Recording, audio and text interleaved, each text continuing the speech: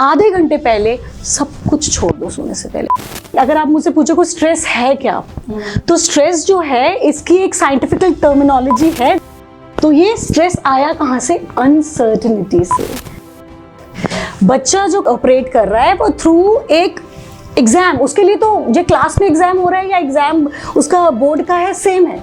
वो डर किससे रहा है? वो डर रहा है, फियर किसका है? फ्यूचर का। जीवन एक परीक्षा है।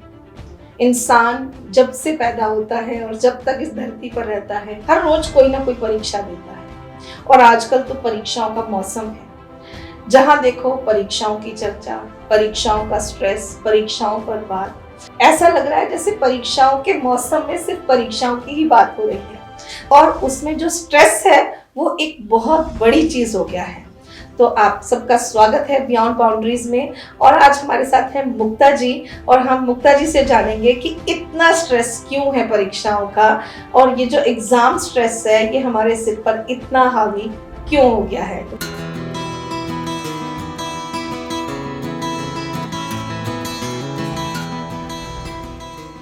मुक्ता जी, बहुत बहुत स्वागत है आपका एक बार फिर बियॉन्ड बाउंड्रीज में। और हम जानना चाहते हैं कि परीक्षाएं तो पहले भी होती थी, आज भी हैं और आगे भी होती रहेंगी, और उस परीक्षाओं के साथ ये स्ट्रेस शब्द को क्यों जोड़ दिया गया है? तो सविता जी, परीक्षा जैसे आपने बोला तो नाम अपने आप में कि हमें वो चेक करने के लिए, हमें वो टेस्ट करने के लिए आई है। तो परीक्षा का असली जो टर्मिनोलॉजी थी वो टेस्ट था कि हमने जो पढ़ा है, जो सीखा है, उसको हम कैसे दिखा पाएं। But now days because everybody is just picking up from the environment कि क्या है ये, तो उन्होंने इस टर्मिनोलॉजी को स्ट्रेस से जोड़ दिया। और रियल में देखा जाए तो वो एक प्रेशर है, राइट? अगर आप मुझसे पूछो कोई स्ट्रेस है क्या, तो स्ट्रेस जो है इसकी एक साइंटिफिकल टर्मिनोलॉजी है जिसे stress is equal to pressure divided by coping abilities, resilience, right? और हम क्या कर रहे हैं, हम स्ट्रेस को सिर्फ और सिर्फ प्रेशर लेके चल रहे हैं, राइट? लाइफ में सिचुएशंस आएंगी, we can not control it. Life में प्रॉब्लम्स आनी है, वो हमारे कंट्रोल में नहीं है। तो हमारा जो फोकस है वो रेजिलियंस पे ना आके, कोपिंग स्ट्रैटेजीज पे ना आके, सिर्फ और सिर्फ प्रेशर पे ही है। तो जितने जिंदगी में प्रेशर बढ़ेंगे उतना ही स्ट्रेस बढ़ेगा। तो हमने कोपिंग पे तो काम की नहीं, राइट? हमने अपने ऊपर तो काम किया नहीं और हमारा सिर्फ फोकस रहा प्रेशर्स, एक्यूमुलेशन। तो वो पाइलअप होता गया और वो उसने क्या फॉर्म ले लिया? एंजाइटी की, स्ट्रेस की, टेंशन की। So these are, we have to understand, dig deep, you know कि यस। तो मुझे एक चीज आप बताएं कि इसका ओरिजिन क्या है, कहाँ से ओरिजिन होता है ये स्ट्रेस का? तो स्ट्रेस का जो ओरिजिन है, चलो मैं आपको एक छोटी सी एनालॉजी बताती हूँ दो बच्चों के बिहेवियर को लेकर। आप मुझे बताएंगे कि स्ट्रेस कहाँ आया। जी। एक बच्चा है, लगा उसको हम एक्स लेते हैं, एक को वाई लेते हैं, राइट? ये एक्स जो बच्चा है इसकी लाइफ सॉर्टेड है, इसके पास रिसोर्सेज सारे अवेलेबल हैं। सिनेरियो है एग्जाम्स अप्रोचिंग, एग्जाम हमारे सिर पे खड़े हैं, बच्चे के पास ऑल रिसोर्सेज अवेलेबल, उसने अपनी पूरी प्रैक्टिस, अपनी रिविजन्स इंटैक्ट रखी है, प्लानिंग सब कुछ ठीक था। पेरेंटल सपोर्ट जो कि बहुत, it's a building block, spine of everything, बहुत अच्छा है। Parents have complete trust on the child, उसका फेथ, उनकी पॉजिटिविटी है। चाइल्ड के पास सारे रिसोर्सेज हैं, फाइनेंस है खरीदने के लिए जो उसने लेनी है, बुक्स एंड ऑल। अब इस सिचुएशन में वो सॉर्टेड है। अब हम आते हैं बच्चे वाई पे, राइट? ये बच्चा उसके बिल्कुल रिवर्स है। बच्चे के पास उसने टाइमली स्टडी नहीं की, राइट? और उसके पास रिसोर्सेज की कमी थी। अब वो टाइमली जब इंगेज नहीं था पढ़ाई में, parents also started creating tension, stress, तो वो रेडिएट हुआ बच्चे की तरफ, बच्चे ने का फोकस हिला। तो अब बच्चा किस स्टेज में आ गया? वो अनसर्टनिटी में आ गया। He's uncertain what to do, where to go, how to approach, whom to approach. पहले वाला बच्चा is absolutely certain। तो कहाँ से ओरिजिन हुआ? बताइए कौन सा बच्चा स्ट्रेसफुल होगा? सेकंड वाला ऑब्वियसली। तो ये स्ट्रेस आया कहाँ से? अनसर्टेनिटी से। एक क्वेश्चन और था मुक्ता जी, जैसे आपने पहले वाले बच्चे का एग्जांपल दिया कि उसके पास रिसोर्सेज भी हैं, उसने सब पढ़ाई भी किया, उसका सब कुछ सॉर्टेड है, इवन ऐसी सिचुएशंस भी हैं जिसमें बच्चे ने पूरी तैयारी की है, वो बिल्कुल उसका सब कुछ रेडी है, फिर भी पेरेंट्स एक एक्सटर्नल प्रेशर और बनाकर रख रहे हैं जिससे बच्चे का कॉन्फिडेंस लूज हो रहा है। ऐसा क्यों हो रहा है? मतलब तो पेरेंट्स खुद जो इतना स्ट्रेस है, वो अपना पूरा स्ट्रेस है, बच्चों के ऊपर फेथ नहीं है कि बच्चा अच्छा करके आएगा। आपने आंसर दे दिया, बच्चों के ऊपर फेथ, क्योंकि वो उनके अपने जो सिस्टम है, they are operating through fear. जहां पे fear, uncertainty, all these things will seep in, आपका focus attention system is going to shatter। क्योंकि कहाँ है अनसर्टनिटी से क्या आएगा? फियर आएगा, फियर आएगा, टेंशन आएगी, फ्रस्ट्रेशंस आएंगी, frustration will give rise to changes in the body, as we always talk about system inside, system outside. बाहर की सिचुएशन नॉट गोइंग राइट, बाहर की सिचुएशन ने किसको इम्पैक्ट किया? अंदर की सिचुएशंस को, अंदर के सिस्टम्स को। तो parasympathetic nervous system will get shattered, your sympathetic system ज़्यादा चलेगा, बच्चा डरेगा, बॉडी में केमिकल्स रिलीज होंगे, फियर केमिकल्स रिलीज होंगे, वो डरेगा। तो all these things will give rise to stress. Stress आया, फोकस गया, सर्टेनिटी गई, और बच्चा इज इनटू प्रॉब्लम। तो रियल कॉज है कि जहां पे life would not give you certain things always, life में सिचुएशन आपके अकॉर्डिंग कभी नहीं रहेंगी, तभी stress is inevitable, it will remain with you through out. But अगर आपने काम नहीं किया अपनी रेजिलियंस पे, अगर आपने काम नहीं किया अपनी कोपिंग स्किल्स पे, और प्रेशर से दबते चले गए, तो definitely you will fall as a prey to this situation, और आप प्रॉब्लम में आएंगे ही आएंगे। तो यहाँ पर जो प्रॉब्लम है वो बच्चे का एग्जाम नहीं है, वो बेसिकली पेरेंट का स्ट्रेस है जो वो बच्चे के ऊपर जा रहा है। तो हमें पेरेंट्स को इस टाइम क्या जो है सजेस्ट करना चाहिए कि इस टाइम वो किस तरह का एक्शन लें कि वो स्ट्रेस जो है वो बच्चे के ऊपर ना जाए? तो सविता जी, सबसे पहले ये है ही एग्जाम पेरेंट्स का, मैं आपको बताती हूँ। बच्चा जो ऑपरेट कर रहा है वो थ्रू एक एग्जाम, उसके लिए तो जो क्लास में एग्जाम हो रहा है या एग्जाम उसका बोर्ड का है, सेम है।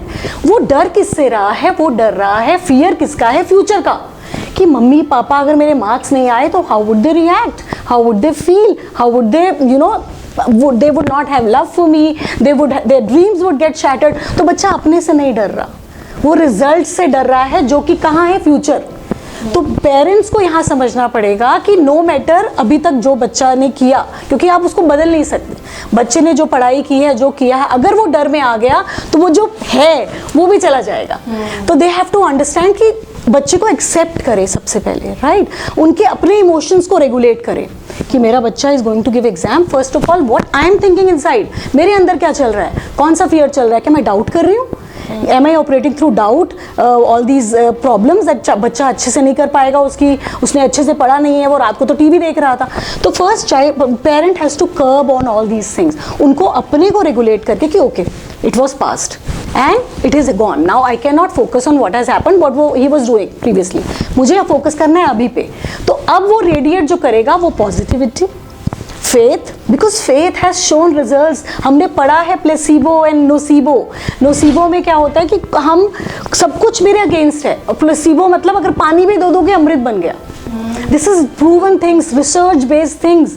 सो वी हैव टू अंडरस्टैंड कि अब पेरेंट्स को समझना पड़ेगा कि मुझे अब यहाँ पे पीछे को भूल के, पास्ट जो उसका चला गया है, किया था नहीं किया था, कैसे किया था, अब उसको प्रेजेंट पे फोकस।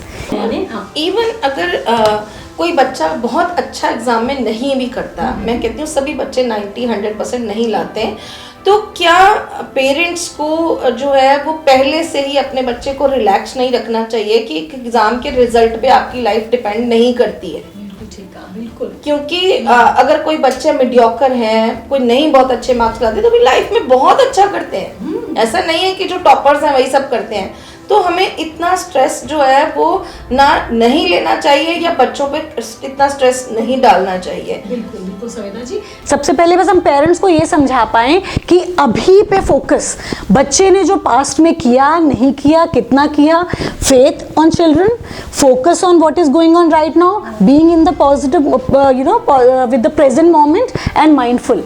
कि अगर मैंने एक भी ऐसा थॉट क्रिएट किया which is not aligned with my child's success, then definitely it is radiating, और बच्चे ने अच्छा करते करते भी गलत चले जाना है।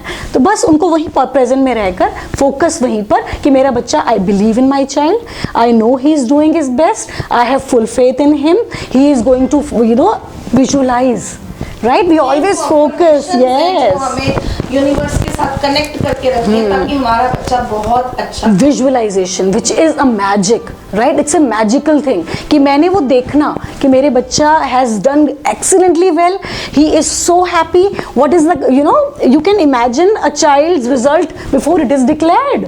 You can see the the mark sheet or whatever grade card in hand and you're saying, I'm so happy, you have done a great job. So that will radiate to universe and the child would also be getting radiated, touched with the energy, and you will see the magic happening. Great.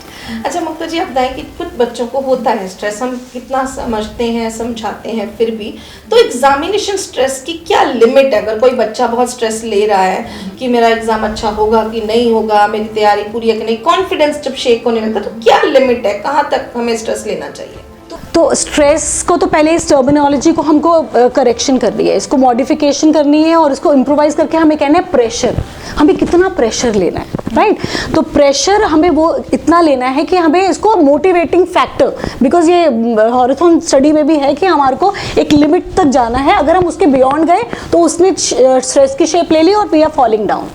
तो वो motivation factor, inspiration factor लेके कि आज plan करना है कि आज मेरे 3 दिन से एग्जाम को रह गए हैं, तो आज मेरे पास 7 चैप्टर्स हैं, so I will be motivating myself that I am going to finish these 2 by today at night, so that I have some time for revision. Second day, I will be taking 7 hours to finish and then whatever I have revised, उसको revise करके second day तक मेरे 5 chapters finish. So there has to be a motivating factor. It has to be done in a plan and should be executed in such way. So that is the level. We will call it motivation, inspiration and self. So we have to actually replace the words. Yes. Stress to motivation. Yes. ये आपने जो एक strategy बताई कि हमने stress को जो है वो मोटिवेशन से रिप्लेस करना, और कौन सी टेक्निक्स हैं जिससे बच्चा जो है वो स्ट्रेस को जो है वो बिल्कुल मोटिवेशनल टर्म्स में रिप्लेस ही ना करे बल्कि उसको अपनी लाइफ को उस मोड पर ले आए?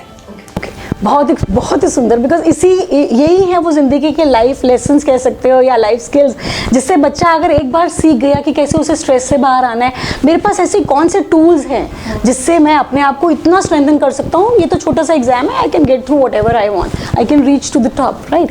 सो सबसे पहला जो मुझे लगता है कि बच्चे को एक पेपर पे लेकर एक लाइन बनाकर कंट्रोलेबल्स और अनकंट्रोलेबल्स लिखना है। पहला पॉइंट कि एक साइड मेरा कंट्रोलेबल है और दूसरा साइड मेरा अनकंट्रोलेबल्स है। तो पहले मैं कंट्रोलेबल्स लिखूं कि क्या मेरे कंट्रोल में नहीं है एग्जाम में, टीचर का मेरे को मार्क्स देना मेरे कंट्रोल में नहीं है, पेपर में क्या क्वेश्चन आएगा मेरे कंट्रोल में नहीं है, कैसे वो चेक करेगा मेरे कंट्रोल में नहीं है, तो thought would not go that side. Now I will come towards my controllable, मेरा प्लान कैसा होगा, मैं कैसे एग्जीक्यूट करूंगा, मुझे कितने घंटे पढ़ना है, मुझे कितनी देर सोना है, मुझे अपने आप को फ्रेश कैसे रखना है, मेरे पॉजिटिव थॉट में क्या अफर्मेशंस होंगी, दैट इज माई कंट्रोलेबल।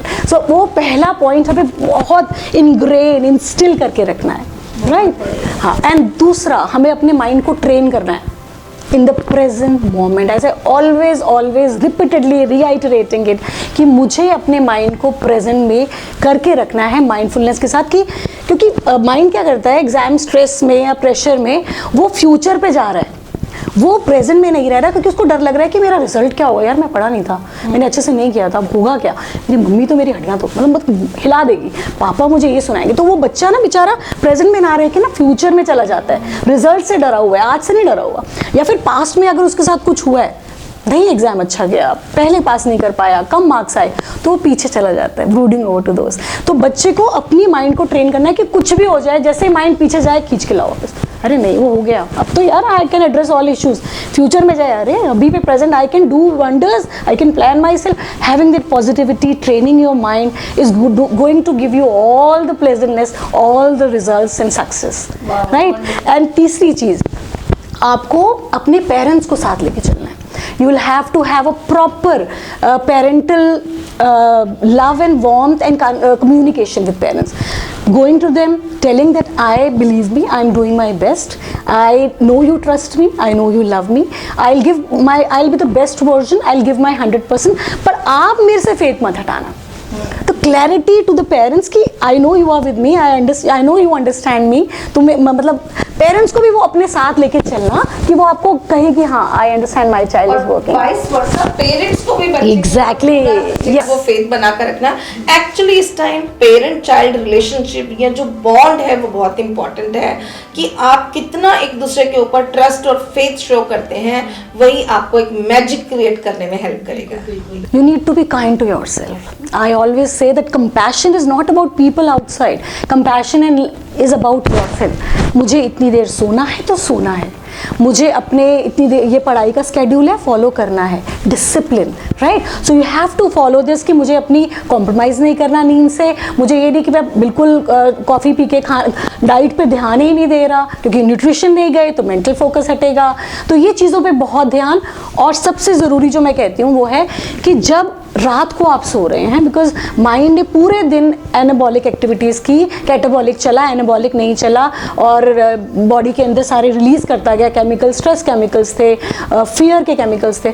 तो आधे घंटे पहले सब कुछ छोड़ दो सोने से पहले. अगर सपोजिंगली आपको नाइट पढ़ने की आदत है तो आप अगर 1 बजे भी सो रहे हो तो 12 बजे या आप 12:30 आपने सब कुछ छोड़ दिया. आपने you can go for a bath, you can take a bath, you can just listen to some good music. Because रात को रिलैक्स करना, गाड़ी को 5th गियर पे नहीं सुलाना, उसको न्यूट्रल पे लाना है. तो आपको अपने उससे पहले जो activities which is your soul, which is giving you warmth and happiness and pleasure and calmness and relaxation, वो सब करनी है. उसके बाद सोना है. बिकॉज मॉर्निंग जब उठोगे तो वो सब पीस के साथ उठोगे and then you will start your day. So this is how we go about it. Thank you so much, Mukta ji. I hope these strategies will definitely, help students to really overcome from the stress. तो आज आपने देखा जैसे मुक्ता जी ने हमें बताया कि किस तरह से हम अपने स्ट्रेस को जो है वो मोटिवेशन में बिल्कुल कन्वर्ट कर सकते हैं. और जिस तरह से ये एग्ज़ाम टाइम है इसको स्ट्रेस टाइम ना लेकर इसको मोटिवेशन टाइम में कन्वर्ट करें और बहुत अच्छे से एग्ज़ाम्स दें और पेरेंट चाइल्ड बॉन्ड को और स्ट्रॉन्ग बनाएं ताकि आने वाली जो लाइफ है उसमें आप इन मोमेंट्स को चेरिश कर सकें. Believe that you all have been running with flying colors. All will attain the best of everything. Thank you everyone. So thank you so much मुक्ता जी, बहुत बहुत धन्यवाद. एंड आई होप सभी के exams बहुत अच्छे होंगे. Wish you all the very best.